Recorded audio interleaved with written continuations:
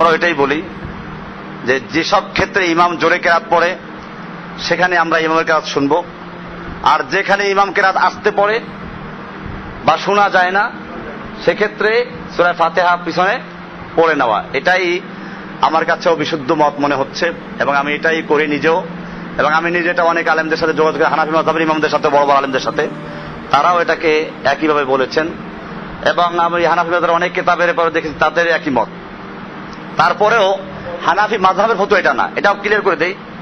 হানাফি মাযহাবের ফতোয়া এটা না। হানাফি মাযহাবের ফতোয়া হচ্ছে যে ইমামের পিছনে সূরা ফাতিহা পড়া যাবে না। কেন যাবে না? এই বিষয়গুলো কিন্তু ইখতিলাফি মাসআলা। ইখতিলাফ দুই রকম আছে আমাদের সমাজে। কিছু আছে আকীদাগত ইখতিলাফ, যেমন আমি এতক্ষণ যে আলোচনা করেছি এগুলো ছিল কি আকীদাগত ইখতিলাফ। আর এখন যে প্রশ্নটা হলো ফিকহ ইখতিলাফ, মানে ফরঈ শাখাগত মাসআলা। এক্ষেত্রে ইখতিলাফের সুযোগ আছে। সুযোগ আছে কি জন্য? যে আল্লাহর রাসূল সাল্লাল্লাহু আলাইহি সাল্লামের সময় সাহাবীরা আল্লাহ রাসূলকে জিজ্ঞেস করতেন।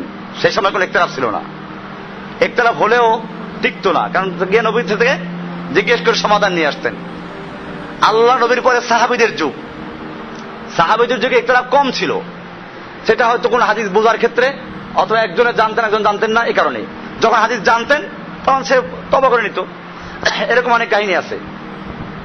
আব্দুল্লাহ বিন মাসউদ একটা ফতোয়া দিলেন এক ব্যাপারে, ওনার হাদিস জানা ছিল না। পরে হাদিস জানলেন যেটা ওর ফতোয়া মাফেক হয়েছে, উনি সঙ্গে সঙ্গে শুকরিয়া দেখালেন আল্লাহ তাআলা। আবার কোন ক্ষেত্রে দেখা গেছে যে ফতোয়া যেভাবে দিয়েছেন সেভাবে হয় নাই, পরে জানলে তওবা করে ফেলেছেন। সাহাবীদের সময় ইখতিলাফ কম ছিল। এরপরে যত দিন গড়াতে লাগলো তত ইখতিলাফ বাড়তে লাগলো। কি জন্য? এক তো হাদিস শুনতে গিয়ে যেভাবে বয়ান হয়ে আসছে কিছু ভুলভ্রান্তি হয়ে গেছে, এর মধ্যে কিছু মিথ্যাবাদী ঢুকে গেছে। এই সব কারণে হাদিসের মধ্যে কিছু ইখতিলাফ আছে। আর ওই ইখতিলাফগুলোর কারণে ইমামদের মধ্যে ইখতিলাফ হয়ে গেছে। কাজে এখানে আমাদের একটা মৌলিক বিষয় মনে রাখতে হবে, যারা কেরাত পড়ে না তারাও কিন্তু কিছু হাদিসের কারণে পড়ে না। এখন একজনের দৃষ্টিতে হাদিস সহিহ না, আর একজনের দৃষ্টিতে ওইটা সহিহ, এটা সহিহ না। হানাফি যারা, তারা সূরা ফাতিহা ইমামের পিছনে পড়ে না কেন? একটা হাদিস আছে, মান কানা লাহু ইমামুন ফাকিরাতুল ইমামি লাহু কিরাতুন। যার ইমাম আছে তার ইমামের কিরাতটাই ওই মুক্তাদির কিরাত বলে গণ্য হবে। এই একটা হাদিস। আরো একটা হাদিস আছে, ইন্নামা, হাদিসের মিশকাতে আছে, ইন্নামা জুইলাল ইমামু লিইউতাম্মা বিহি। ইমাম বানানো হয়েছে যাতে ইমামের আনুগত্য করা হয়। ফাইদা কাব্বারা ফাকাব্বিরু, যখন তিনি তাকবীর বলে তোমরা তাকবীর বলো। ওয়াইদা রাকা ওয়াইদা করা ফানসিতু, যখন তিনি কিরাত পড়েন তখন চুপ থাকো। এরকম হাদিস আছে, কিরাত পড়ে তখন চুপ থাকো, তাহলে চুপ থাকতে বলা হয়েছে। এই হাদিসগুলোর কারণে হানাফিয়ারা বলেন ইমাম সাহেবই তো পড়তেছে, তাকে দায়িত্ব দিলাম, তা আমি এবার কেন পড়তে যাব? তাহলে তারা কিন্তু হাদিসের দিয়ে দলিল পেশ করলো। এখন যারা আবার এটার বিপক্ষে, যারা পড়ার পক্ষে, তারা বলেন কি, যে ওই যে বলা হয়েছে ইদা করা ফানসিতু, যখন ইমাম কিরাত পড়ে তখন চুপ থাকো, এটা হলো যখন ইমামের কিরাত শোনা যায় তখন, যখন ইমামের কিরাত শোনা যায় তখন। এরকম ভাবে মান কানা লাহু ইমামুন ফাকিরাতুল ইমামি লাহু কিরাতুন, এটা একটা আম হাদিস। আর ওইদিকে ফাতিহা পড়ার কথা বলা হয়েছে, আরো স্পষ্ট হাদিস আছে। আল্লাহ নবী একবার ফজরের সালাতে সালাম ফিরিয়ে দিলেন, তারপরে জিজ্ঞেস করলেন হাল কারা মাই আহাদ, আমার সঙ্গে কেউ কিরাত পড়েছ কি? তো একজনে বলল হ্যাঁ আমি পড়েছি। আল্লাহ রাসূল সাল্লাল্লাহু আলাইহি ওয়াসাল্লাম বলেন এই জন্যই তো বলি মা আলি উনাজাউল কোরআন, ব্যাপার কি, আমার সঙ্গে কোরআন নিয়ে ঝগড়া হচ্ছিল কেন? তোমরা খবরদার ইমামের পিছনে কিরাত পড়বে না ইল্লা বিফাতিহাতিল কিতাব, তবে সূরা ফাতিহা পড়বা। কেন? ফাইন্নাহু লা সালাতা লিমান লাম ইয়াকরা বিহা, যে সূরা ফাতিহা পড়লো না তার নামাজ হবে না। তাহলে এখানে সূরা ফাতিহা পড়ার কথা আসছে। এই হাদিসের কারণে অন্যরা বলেন যে ওই যে হাদিস ইমাম থাকলে কেরাত লাগবে না, ওটা হলো ওই কেরাত যে ফাতিহার সাথে মিলে ওইটা লাগবে না, কিন্তু ফাতিহা পড়তে হবে। তাহলে এখন এই যে দেখেন দলিল একজনে পেশ করছে আর একজনে খণ্ডন করছে, আর একজনে পেশ করছে আর একজনে খণ্ডন করছে, এগুলো ফিকহি মাসাইল। তাহলে এখানে যারা, আমরা এখন যেটা বিশুদ্ধ এটা মানব।